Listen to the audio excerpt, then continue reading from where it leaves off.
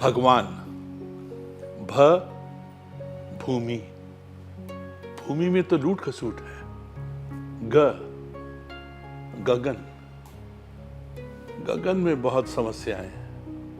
व वायु, प्रदूषण, टोटल प्रदूषण। व वायु, अग्नि, अग्नि तो अग्नि है ना। नीर, नीर में भी राम तेरी गंगा मैली। इसका मतलब यह है कि घनघोर कलयुग है। तो भगवान कहाँ है? ये 5 तत्व हैं, भगवान कहाँ है? लोग कहते हैं भगवान जहां नहीं होता है वहां अपनी विभूतियां भेजता है। विभूति का मतलब है कि मां जो है विभूति है, भगवान का रूप है। पिता जो है वो विभूति है। और साथ में साधु संत हैं जिनके हृदय बहुत साफ हैं, दिल से लोग उनको फॉलो करते हैं, प्यार करते हैं, वो भी विभूति है। आज हमारे साथ एक विभूति बैठी है। मुंह खोलती है तो सच निकलता है। सत्यम शिवम सुंदरम, सच निकलता है। करोड़ों लोग उनको फॉलो करते हैं। और यस, उनको एक बहुत बड़ा इनाम मिला है, डॉक्टर की उपाधि भी मिली है। हम उनसे ये पूछेंगे और उनका नाम भी यथा नाम तथा काम, श्री इंद्रदेव सरस्वती महाराज। आज इंद्रदेव की भी जरूरत है। धरती प्यासी है और सरस्वती माँ की भी जरूरत है। हर बुद्धि में, हर रोम रोम में हमको सरस्वती की जरूरत है। हमारे साथ हैं गुरुजी। प्रभु नमस्कार। श्री नमस्ते। नमस्कार नमस्कार सर। चिंता का समय है और पूरी दुनिया जो है वो घनघोर कलयुग में है। इसके बारे में आप क्या कहेंगे और चिंता का निवारण क्या है? चिंता का निवारण तो ये है कि जीव जो है, मानव समाज का, पशु पक्षी आदि जो जीव हैं उनको स्वाभाविक जीवन है और स्वाभाविक जीवन होने के कारण उनको चिंता है नहीं। मानव का जीवन जो है ये स्वाभाविक नहीं है। मानव का जीवन जो होता है वो नैमित्तिक होता है। इसीलिए चिंताओं का विषय मानव के जीवन में तूफानों की तरह हर समय बना रहता है। और मानव की चिंताओं की मुक्ति के लिए ही ब्रह्मा से लेकर शिव से लेकर, या ये कहें कि उनके बाद सभी ऋषियों से लेकर आज तक इतने सारे ग्रंथ, इतनी फिलॉसफी, इतने व्याख्यान, दर्शन शास्त्र, इतनी सारी रचना जो भी हुई है वो मनुष्य की चिंता को मिटाने के लिए हुई है। पर उसके बावजूद भी मानव जो है चिंताओं में, ढेर के ढेर चिंताओं में घिरा हुआ है आज भी। कलयुग का मतलब होता है ऐसा युग जहाँ केवल मशीन काम करेगी, इंसान की बुद्धि काम करेगी, इंसान का शरीर थम जाएगा।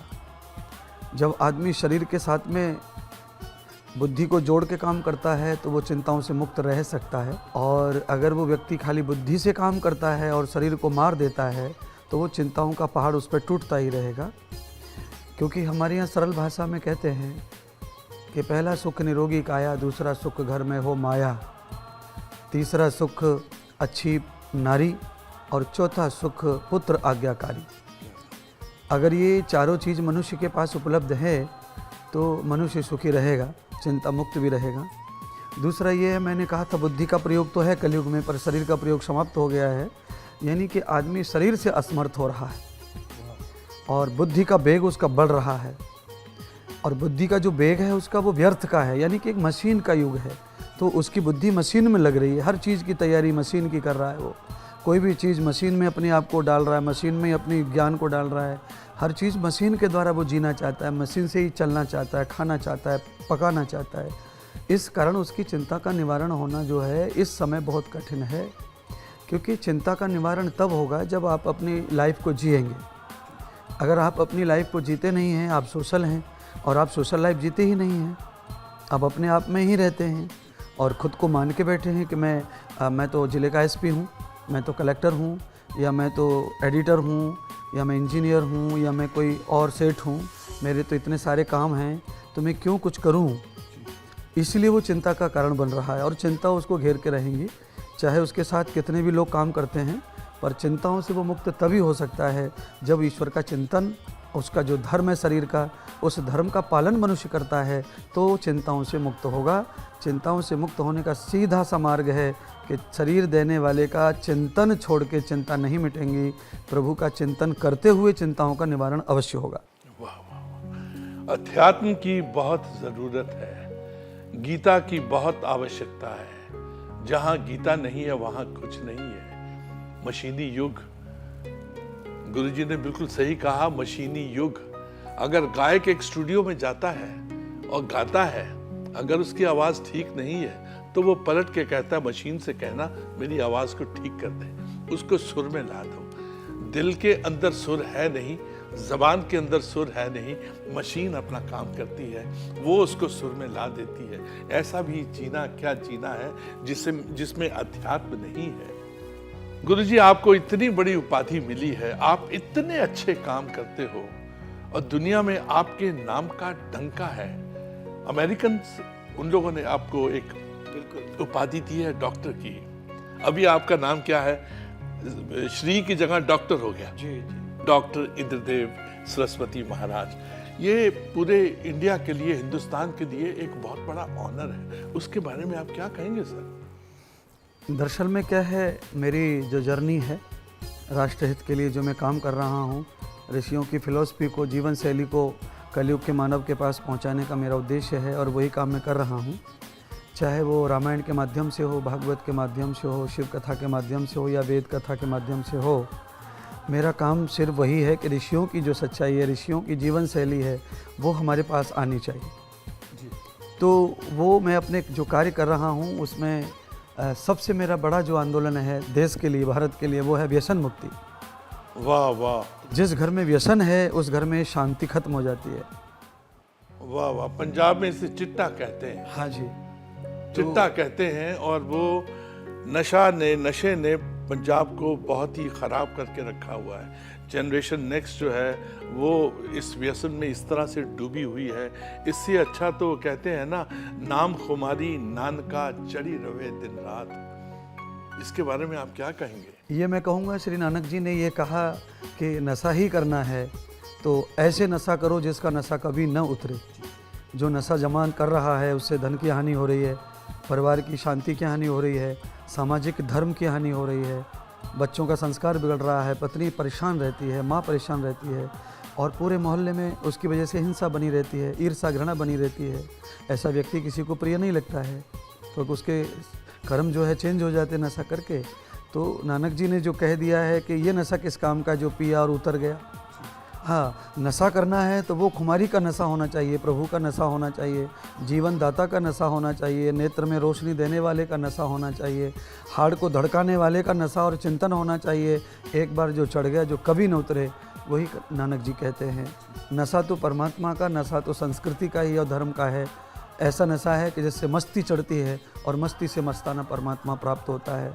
ये जो नशा है जिससे कैंसर हो रहा है, लीवर जा रहा है, फेफड़े जा रहे हैं, बच्चे परिवार खेत कुआं बिक रहा है, ऐसे सर्वनाशी जो लोग हैं, ऐसा जो गंदा नशा करते हैं, वो मानव समाज के लिए बहुत बड़ा दोष है। वो नहीं होना चाहिए, वो उस पर मैं रोज़ काम कर रहा हूँ। ये बहुत बड़ी बात कर रहे हैं। नाउ आप इस वक्त डॉक्टर हैं और आपके सामने मरीजों की बहुत बड़ी संख्या है जो आध्यात्मिक तौर पे बीमार हैं। उनको अध्यात्म भी चाहिए और उनको बहुत कुछ चाहिए जो आप देने में आपको देना पड़ेगा। देखिए, हम चाहेंगे कि ये जो नशा है इसका जवाब तो मंत्रों से ही होगा, मंत्रों से ही शुद्धिकरण होगी। तो आप क्या कहेंगे कि ये जो हमारा मंत्र है, ओम भूर्भुवस्व तत्सवितुर्वरेण्यम भर्गो देवस्य धीमहि धियो यो नः प्रचोदयात्, आप आज की जनरेशन को, आज की पौध को इसका अर्थ जो है वो समझाइए अपनी शैली में। बिल्कुल, ये जो मंत्र आपने बोला ये हमारे भारतीय सबसे पुरानी पुस्तकें वेद हैं और ये मंत्र ऐसा मंत्र है कि ये चारों वेदों में पाया जाता है। हर वेद में है ये मंत्र, चारों वेदों में ये मंत्र आता है। बाकी और कोई मंत्र ऐसे नहीं है कि अथर्ववेद का यजुर्वेद में हो या यजुर्वेद का अथर्ववेद में हो, पर ये जो महामंत्र है, गुरु मंत्र है, ब्रह्मा का जो मंत्र है, ये मंत्र चारों वेदों में है। तो हम इसको सामवेद से लेते हैं। हाँ, अगर मैं सामवेद के लिए इसका अर्थ करता हूँ तो उस समय गायत्री मंत्र की जगह इसका नाम सावित्री मंत्र हो जाता है। ओहो, ये हमको नहीं मालूम। हाँ, सावित्री मंत्र इसलिए हो जाता है क्योंकि सामवेद जो है वो उपासना का वेद है और उपासना का वेद होने के नाते से वहाँ सावित्री का अर्थ होता सरस्वती। सरस्वती मंत्र है ये और ये विद्यालय में गुरुकुलों में पहले दिया जाता था दीक्षा में। ये भगवान राम को भी दिया गया था वशिष्ठ द्वारा और ये कपिल मुनि को दिया गया था और वामन भगवान को ये मंत्र दिया गया था। ब्रह्मा जी को ये मंत्र मिला, ब्रह्मा जी ने भी अपने सभी पुत्रों को ये मंत्र दिया और गुरुकुल में मैं अध्ययन किया तो मुझे भी यज्ञोपवीत के साथ ये मंत्र मिला और आज भी अगर यज्ञोपवीत होता है तो इस मंत्र के द्वारा ही यज्ञोपवीत होता है। ये मंत्र जपने के लिए दिया जाता है। अब बात अर्थ की है तो मैं बताना चाहता हूँ, गायत्री मंत्र का अर्थ लगभग दुनिया के बहुत कम लोगों को आता है और गायत्री मंत्र जो है लगभग दुनिया के सब लोगों को आता है। हाँ, एक छोटा सा बच्चा गायत्री मंत्र बोलता है पर मुझे लगता है उसके पूरे फॉलोअर्स या उसके पूरे पेरेंट्स वगैरह भी मंत्र का अर्थ नहीं जानते और बड़े बड़े विद्वान आचार्य मंत्र रोज़ बोलते हैं, हवन में, पूजा में, पाठ में, अर्थ से वंचित वो भी हैं। हाँ, तो हम अर्थ करते हैं इसका। तो पहला जो शब्द है इसका है भूर। भूर का अर्थ होता है प्राणों से प्रिय। प्रिय। भुवः, भुवः शब्द का अर्थ होता है दुख विनाशक, दुख हरने वाला। स्वः, सुख स्वरूप, परमात्मा। ये परमात्मा के गुण हैं 3। तो पहला गुण हो गया परमात्मा का, वो प्राणों से प्रिय है। सबसे संसार में सबसे ज़्यादा प्रिय चीज़ है प्राण। प्राणों से प्रिय दुनिया में कोई चीज़ नहीं है। पहले प्राण होंगे तो सब चीज़ अच्छी लगती हैं, पत्नी, बच्चा, रुपया, पैसा, और पर प्राणों से भी ज़्यादा प्रिय परमात्मा है। इसलिए प्रभु भूर है। भू माने प्राण, भुवः माने दुख हरने वाला, स्वः माने सुख स्वरूप। अब इसको हम भावार्थ में बोलेंगे, हे प्राणों से परमात्मा, हे दुख हरने वाले ईश्वर, सुख स्वरूप सब सुखों के भंडार, ततः माने वह, सवितुर माने सब जगत का, वरेण्यम माने वर्ण करता है, पालन करता है, पोषण करता है।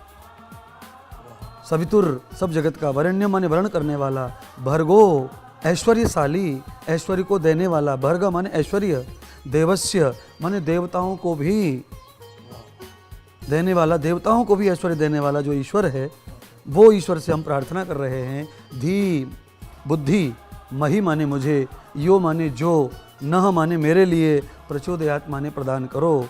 अर्थात जो बुद्धि देवताओं को ऐश्वर्य के लिए प्राप्त है वही बुद्धि है प्रभु मुझे दान कीजिए, जिससे मैं आपके पथ पे चल के आपके ऐश्वर्य को प्राप्त कर सकूं और मैं एक आपका अंश और भगवान का अंश या आपका पुत्र बन सकूं या पुत्री बन सकूं। मेरा यही जीवन सार्थक है, यही मेरे गुरु मंत्र की आशा है। गुरु जी, कमाल कर दिया आपने। यथा नाम तथा काम। आपका नाम सरस्वती है और आप पर सरस्वती की बहुत कृपा है, वो आमद होती है। आपने एक एक शब्द का जो अर्थ दिया है वो बहुत ही कमाल है। मैंने कभी आज तक देखा नहीं है कि किसी भी महापुरुष ने इसका विवरण इस तरह से नहीं किया है। डॉक्टर साहब बिल्कुल कह रहे हैं आप, सही है, बिल्कुल मैंने व्याकरण से किया है। वाह वाह, ये बहुत अच्छा है और मैं चाहूँगा कि ये मंत्र का इतना प्रचार होना चाहिए ताकि अगली जनरेशन जो है इसको नशे की जगह इसका नशा करें। बिल्कुल, अगर इसका नशा करेंगे तो फिर आप समझ लीजिए कि ये तो फिर नशा दूर हो जाएगा। वो जो दूसरा चिट्टे का नशा है, बिल्कुल वो दूर हो जाएगा। और दूसरा मैं आपसे जानना चाहूँगा डॉक्टर साहब, गुरुजी के वो जो मंत्र है, जटा टवी कलज्जल प्रवाह पावितस्थले कले वलम विलंबिताम, वो जो उसका आप अर्थ बताइए ना। अगर हम उसमें चले जाएंगे भगवान के इस तांडव में तो उसका अर्थ इतना विशाल है कि हम उस अर्थ को इस तरह इंटरव्यू में बताना वो दुर्लभ हो जाएगा।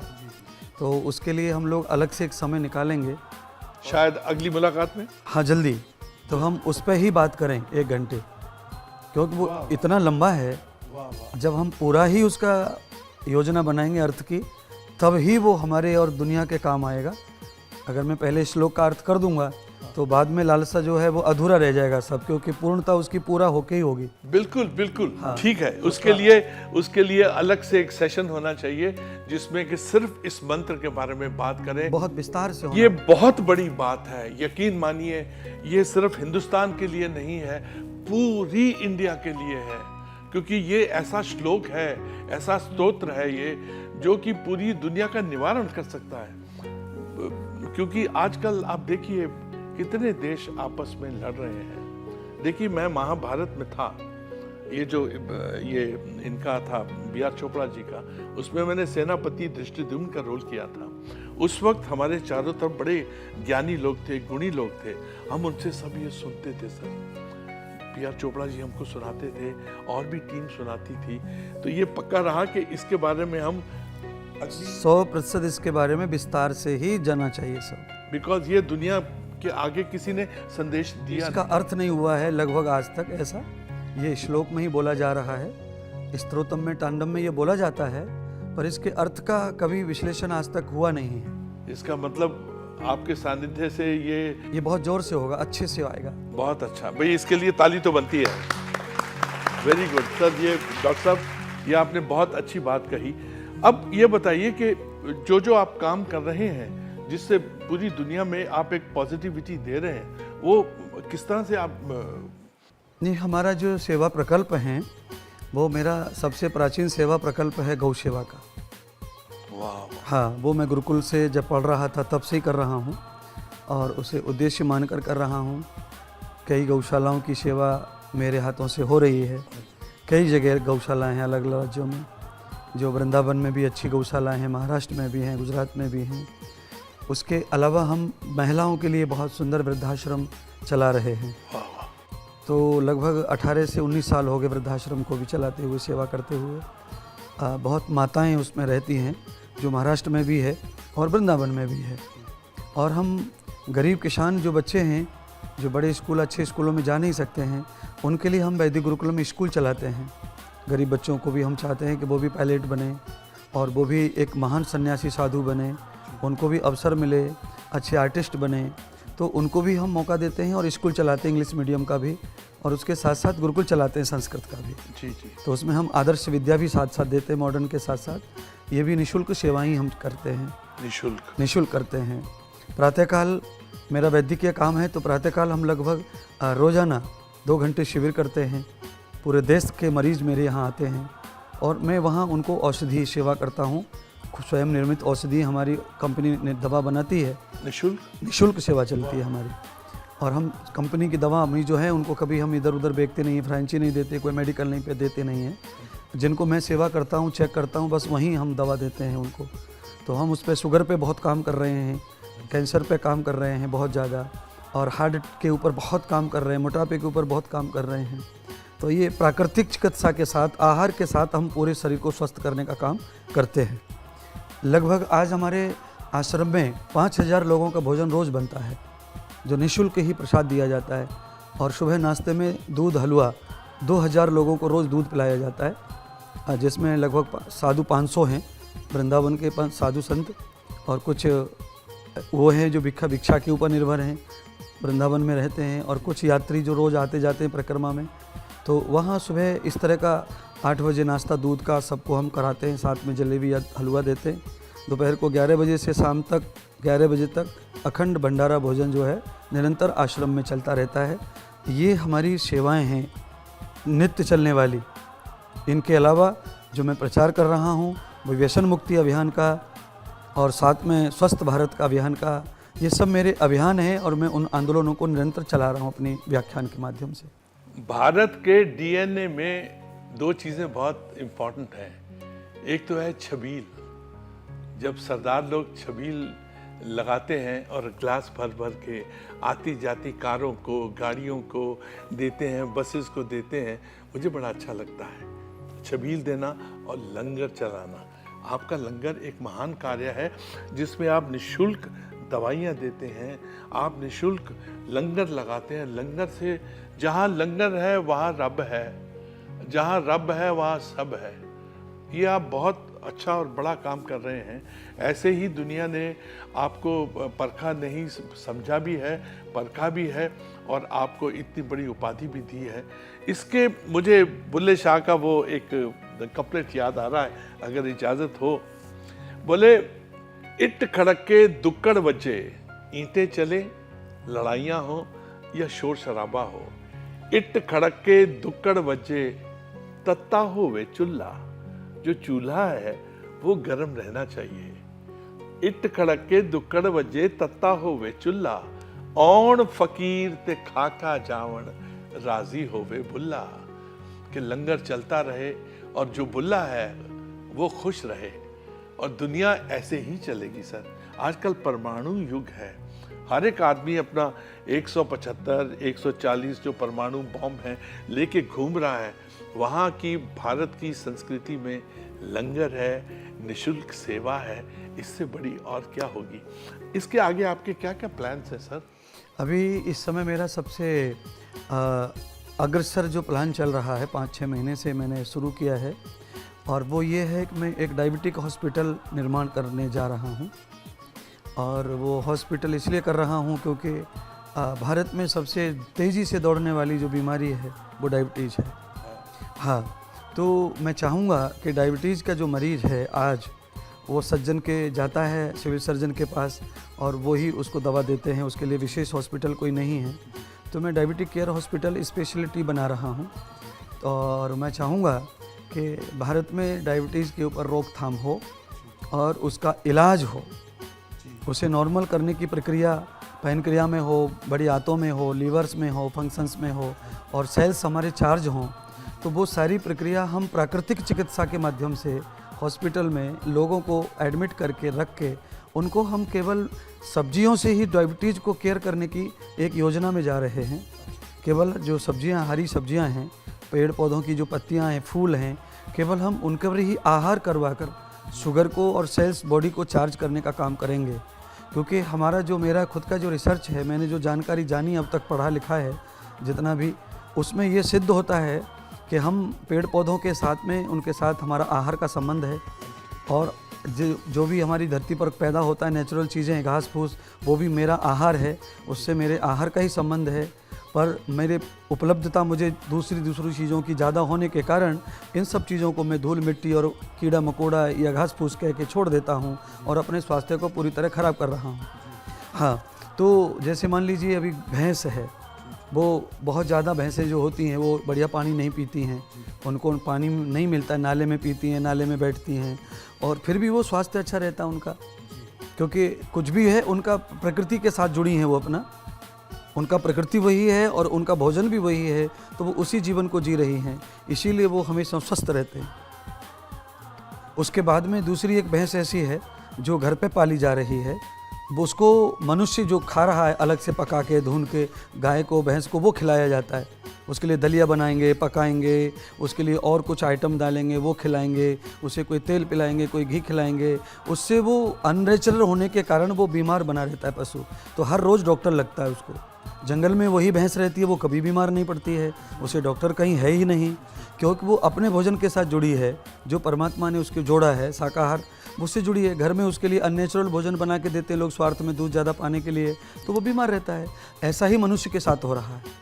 मनुष्य हर एक चीज़ को भून के, तल के, उबाल के और उसे कन्वर्ट करके खाता है, इसीलिए वो हमेशा कमज़ोर फील करता है, इम्यूनिटी उसमें है नहीं, थकान महसूस करता है, परिवार चलाने की स्थिति शरीर में नहीं बची है, संतुष्टि नहीं दे सकता किसी को, अपने आप को संतुष्ट नहीं कर पा रहा है, काम से थका रहता है, किसी काम को लेके भी लोड में रहता है, चिड़चिड़ाता है, क्योंकि बॉडी के जो सेल्स हैं उसके वो मर गए। तो वो सेल्स को अगर चार्ज करना है तो उसको हवा चाहिए, सूर्य चाहिए, उसको जल चाहिए, पृथ्वी चाहिए, तो वो प्रकृति में मिलता है। वही 5, हाँ, 5 तत्व में मिलता वही है। जो भगवान, हाँ जी, वो 5 तत्व में मिलता है, क्योंकि ये बॉडी भी उससे बनी है ना। क्षिप जल पावक गगन समीरा, पंच तत्व मिल बनहु शरीरा। तो ये शरीर जो है पंच परमाणु है, तो पंचभूत से ये बना हुआ है, और जिससे जिसका निर्माण हुआ है वही उसके सेल्स को चार्ज कर सकते हैं। तो समय अनुसार धूप लेना है, समय अनुसार वायु लेना है बाहर शुद्ध, और ये प्रकृति जो खड़ी है इसको भोजन के रूप में हमें यूज करना चाहिए। तो हमने बहुत ज़्यादा इम्पोर्टेंट चीज़ों को यूज में रखा हुआ है, जैसे पालक रखा हुआ है, मेथी रखी हुई है, लाल भाजी रखी हुई है, पत्ता गोभी, तो ये कुछ विशेष हैं तो हमने उसको रख लिया अपने खाने में। बाकी इतनी सारी पत्तियां हैं धरती पर, उनको कोई नहीं खा रहा, लोग जोत के फेंक देते हैं खेत में। पर पालक आदि, मेथी आदि से कई हजार गुना ज़्यादा वो पत्तियां महत्वपूर्ण होती हैं जो खेत में अपने आप उग आती हैं, जिन्हें हम खरपतवार पकड़ के छोड़ देते हैं, फेंक देते हैं। अगर उसका आहार मैं करूं और मेरा जानवर, पशु, गाय भैंस करे तो हम सब स्वस्थ रहेंगे, सब जवान रहेंगे, लंबे समय तक जिएंगे और लंबे समय तक हमारा तेज, ओज, आँख, दांत, कान, मुंह, ये सब हमारे काम करेंगे। मेरे प्रभु कृष्ण, मेरे प्रभु राम बरसों नहीं सैकड़ों बरसों तक जिंदा रहे और हमेशा जवान जिंदा रहे। न उनका बाल सफ़ेद हुआ था, न उनकी अवस्थाएं बदली थीं। तो उनके ही वंशज हम और आप हैं, तो हमारी अवस्थाएं क्यों बदल रही हैं? क्योंकि हमारी चर्या जो है वो राम और कृष्ण वाली नहीं है। हम केवल फोटो पूजक हैं, हम उनके चरित्र पूजक नहीं हैं। इसीलिए हमारी अवस्थाएं जा रही हैं। कभी हम बूढ़े हो जा रहे हैं, कभी हम जवान हो जा रहे हैं, कभी हम ढल गए, कभी चढ़ गए, कभी पेटू हो गए, कभी कहाँ हो गए। सब बीमारी, हमारी सिस्टम जो है ख़त्म हो रहा है जीवन। मैं चाहता हूँ कि आर्यत्व की स्थापना हो, वैदिक धर्म की स्थापना हो, सब में भगवान का कल्चर आए, ऋषियों का कल्चर आए।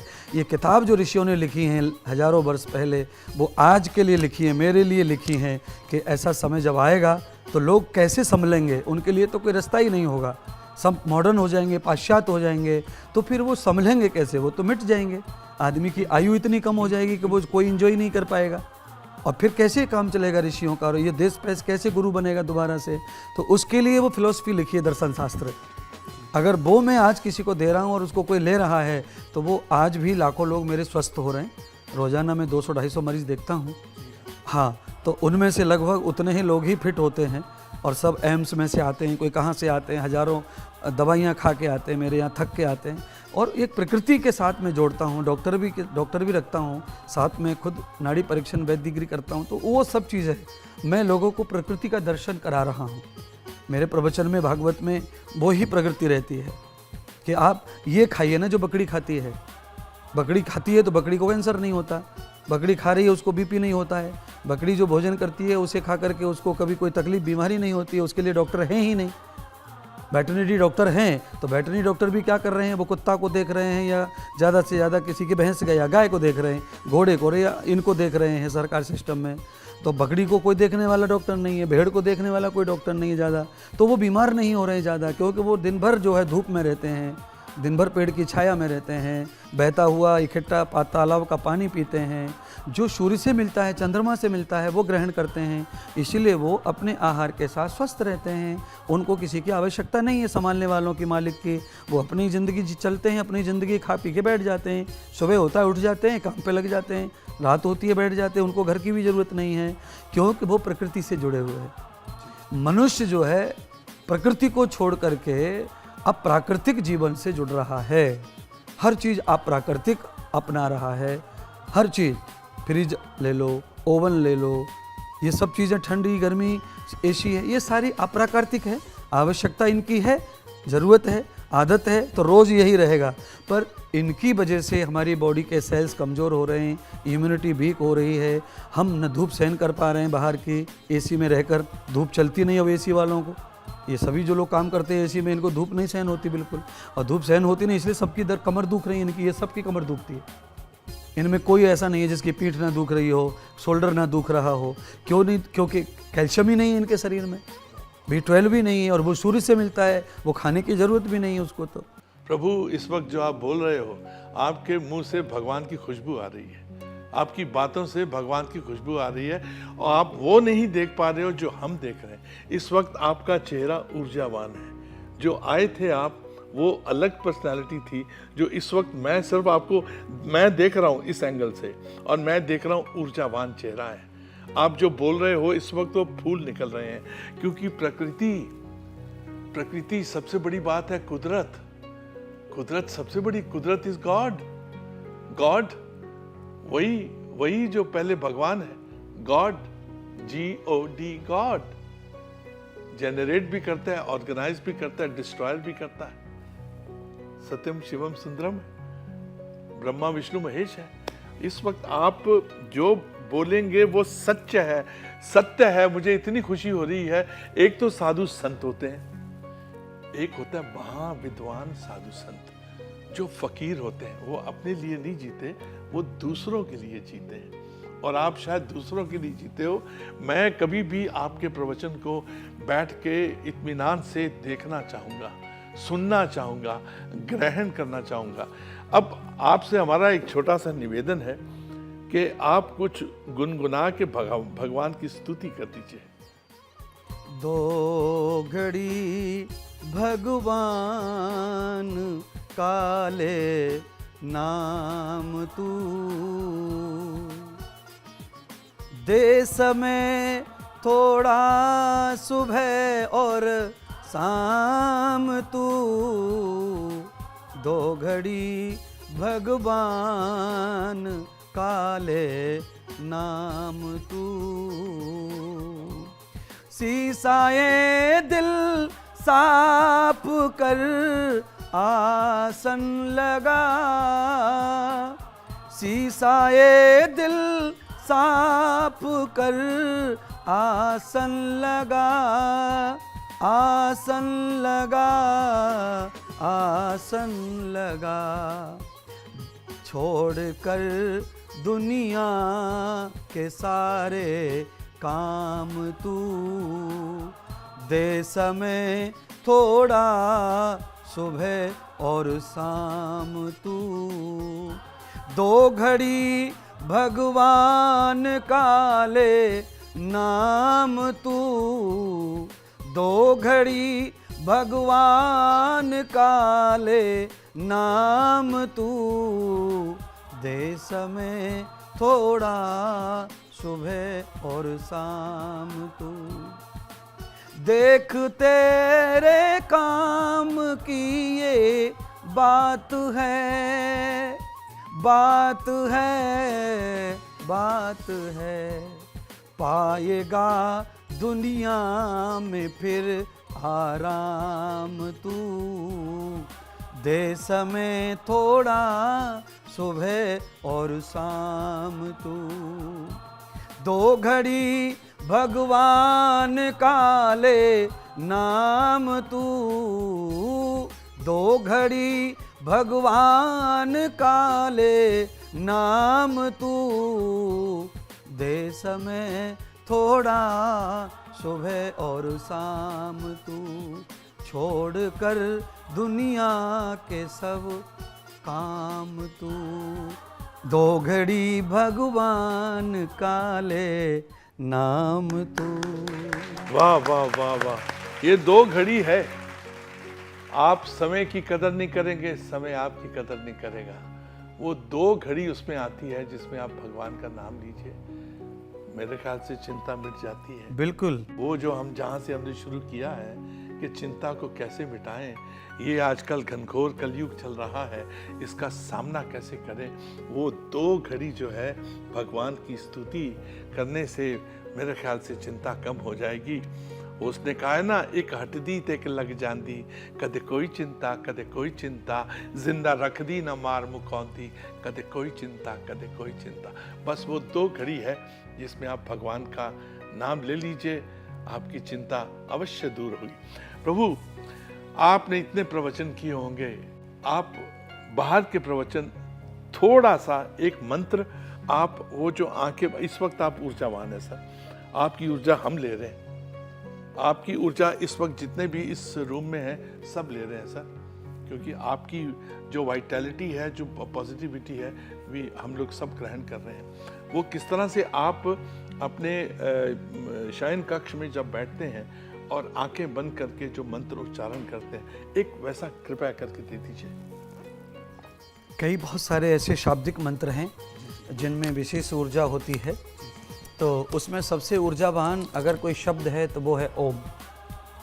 हाँ, क्योंकि दुनिया की किसी भी फिलॉसफी में ओम का सुमरण है, चाहे वो क्रिश्चियनिटी हो चाहे इस्लाम हो, पर ओम के बगैर कहीं भी ऐसा नहीं है कि ओम के बिना कुछ हो जाए। तो ओम शब्द की जो व्युत्पत्ति है, जो व्याकरण है, वो इतना अद्भुत है कि सबसे ज़्यादा उसी में ऊर्जा है, क्योंकि भगवान शिव ने उस नाद को गाया है और उसके बाद जितने भी ऋषि हुए उन्होंने भी उन्हीं नाद को गाया है। ओम शब्द जो होता है वो पूरे के पूरे ब्रह्मांड का नाद है, शब्द ध्वनि जो घूम रही है, जो सारी ध्वनियों को नष्ट करती है और उनको पवित्र करके शांति देने वाली आवाज़ पैदा करती है, वो ओम से निकलती है। तो जब भी मैं अपने यहाँ संध्या करने के लिए बैठता हूँ तो कुछ वैदिक मंत्र हैं, उन मंत्रों का भी मैं जाप करता हूँ, उच्चारण करता हूँ, पाठ करता हूँ। और ओम के साथ में जब मैं जुड़ता हूँ तो मेरी मेखला है, नाभि, इंगला, पिंगला आदि से, रीढ़ की हड्डी से लेके सीधा होकर बैठकर मैं जब बैठता हूँ तो एक नई ऊर्जा लेकर बाहर आता हूँ। और क्योंकि बाहर आते से ही मुझे तो हज़ारों पब्लिक सामने ही बैठी रहती है दिन भर, रात भर इंतज़ार में, तो बस वो ऊर्जा ही मुझे फ्रेश रखती है। मैं अभी 7:30 बजे ही रूम से निकला हूँ और अभी तक मैं रूम में भी गया नहीं हूँ। तो लगभग आज मैं 15,000 लोगों से अभी तक मिल चुका हूँ, कार्य कर चुका हूँ, उनके साथ वार्तालाप कर चुका हूँ 2-3 हज़ार लोगों से। फ्रेश है और मैं जैसा का वैसा ही हूँ, मैंने तिलक विलक सब सुबह का ही लगाया हुआ है और मैं कंटिन्यू पसीना बहा रहा हूँ, दिन भर पसीने में हूँ और वैसा का वैसा ही है। बस वही सुबह की जो ऊर्जा वो है। अभी मैं जाऊँगा फ्रेश होकर के मैं उसी नाद के साथ में थोड़ी देर उपासना करूँगा और विश्राम के लिए चला जाऊँगा। आप ओम करने से पहले अनुलोम विलोम करते हैं या कपालभाति करते हैं? नहीं, ये सब क्रिया मैं सुबह करता हूँ। सुबह? हाँ, मैं ध्यान से पहले ये सब व्यायाम आदि करता हूँ। कितनी देर करते हैं? लगभग मैं रोजाना कंटिन्यू में 1.25 घंटे तक व्यायाम करता हूँ और व्यायाम का अंग ही मैं प्राणायाम को मानता हूँ। प्राणायाम? हाँ, मैं ईश्वरीय व्यवस्था से प्राणायाम को नहीं देखता हूँ। प्राणायाम केवल मेरी बॉडी के लिए है। बॉडी के लिए? हाँ, प्राणों को शक्ति देने का मतलब प्राणायाम है। हाँ जी, हाँ जी। हाँ, तो याम, प्राणों को ऊर्जा देना याम कहते हैं उसको, यम। हाँ, तो प्राणायाम का मतलब ही वही है कि उनको ऊर्जावान बनाना, शक्ति देना। और यम का अर्थ है वायु। तो पूरी बॉडी में जो वायु है, अपान उदान समान, तो वो बॉडी जो अपान उदान समान जो प्राण, 5 प्राण हैं, मैंने नाम बता दिए हैं आपको, वही वायु है। उस वायु को हम लोग जो है अब यहाँ से प्राणों के माध्यम से या जीवा के माध्यम से या फिर से नासिका के माध्यम से, नाभि के माध्यम से, कपालभाति जैसे हम कहते हैं, वो नाभि के माध्यम से भी हम हवा को ग्रहण करते हैं और फेंकते हैं, या हम फेफड़ों के माध्यम से वस्त्र का प्राणायाम करते हैं, या हम अनुलोम विलोम करते हैं, प्राणवायु से करते हैं, या हम कुंभक प्राणायाम करते हैं, खेचरी प्राणायाम करते हैं। अनेक प्राणायाम हैं। तो उनमें से जो रूटीन में जो मेरा प्राणायाम है वो ये है, मैं रोज़ाना कपालभाति प्राणायाम करता हूँ व्यायाम के रूप में, जो बहुत आवश्यक है पूरी शरीर की शुद्धि के लिए, ब्रेन की ताकत के लिए। हाँ, दूसरा प्राणायाम मैं रोज़ अपने तरफ में वस्त्र का प्राणायाम करता हूँ, जिससे मेरे प्राण, मेरे हार्ट और मेरे फेफड़े जो है वो हमेशा मजबूत बने रहें। और अनुलोम विलोम में प्राणायाम करता हूँ इसलिए क्योंकि मेरा जो धैर्य है वो चंचल ना हो। वाह वाह। तो ये क्रिया मैं सुबह करता हूँ। उसके बाद में फिर मैं थोड़ा दंड बैठक व्यायाम करता हूँ और एक्सरसाइज करता हूँ बॉडी के लिए। और उसके बाद में फिर स्नान ध्यान करता हूँ। फिर मैं थोड़ी संध्या करके ध्यान करके अपनी क्रिया में बाहर आता हूँ। फिर अपनी ऊर्जा को पूरी दुनिया में, फिर पूरी दुनिया को अपनी ऊर्जा काम देते करता हूँ। हैं। ये बहुत कमाल की बात है कि अपनी ऊर्जा पहले क्रिएट करनी, पैदा करनी, फिर उसको पूरी दुनिया में बांट देना। यही साधु संतों का काम है, फकीरों का काम है। सर, मैं बड़े दिल से कह रहा हूँ, आज मुझे बहुत अच्छा लगा आपसे मिलके। मुझे ऐसा लगा जैसे मेरा तीर्थ हो गया। ये जो चुन्नी है, देखिए, मैं कांगड़ा में ज्वाला जी गया था, ये वहाँ की चुन्नी है और मुझे नहीं मालूम था कि ये ज्वाला जी से जो चुन्नी लाऊंगा वो आपके समक्ष में ऐसे धारण करूंगा। आप यकीन मानिए प्रभु, आपसे बहुत अच्छा लगा, बहुत अच्छा लगा। आप इसी तरह अपनी ऊर्जा को, आपने जो संवाद किए वो भी अद्भुत और प्रसन्नता पूर्वक, ऊर्जा पूर्वक आपने जो चीज़ें रखी, तो आज चर्चा करने में बहुत आनंद मुझे आया। क्योंकि संवाद के लिए संवाद वाहक भी उत्तम होना चाहिए। तो आप उत्तम वाहक रहे, इसलिए मुझे भी कहने में आनंद आता रहा और कुछ बात दर्शकों तक मैंने पहुंचाई आपके माध्यम से। सर, अगली बार हम लोग ये प्रॉमिस है, हम लोग डिस्कस करेंगे जटाटवी कलचल। अगली बार हम लोग डिस्कस करेंगे जटाटवी कलचल प्रवाह पावितस्थले। अगर उस स्तोत्र को हमने, गुरुजी ने इसका विस्तार नहीं किया, इसको बाकायदा इसका ट्रांसलेशन करके दुनिया को नहीं दिखाया, तो क्या फ़ायदा है। आपसे मुलाकात होगी फिर बहुत जल्दी, और आप खुश रहिए। आप इस तरह ही अपनी ऊर्जा सारी दुनिया को देते रहिए और सबकी चिंता को दूर करते रहिए। बहुत बहुत धन्यवाद। राधे। थैंक यू, धन्यवाद सर।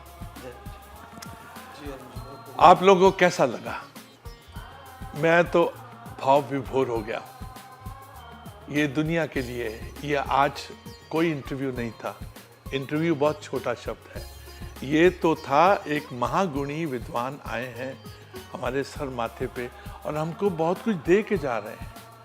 सारा दिन की जो ऊर्जा है आज इस स्टूडियो में, आज इस अरुण बख्शी को दे के जा रहे हैं। आपको इतनी बड़ी उपाधि डॉक्टरेट मिली है अमेरिका की तरफ से, आपको बहुत सारी उपाधियां मिले बिकॉज यू डिजर्व इट। रब राखा। Thank you very much.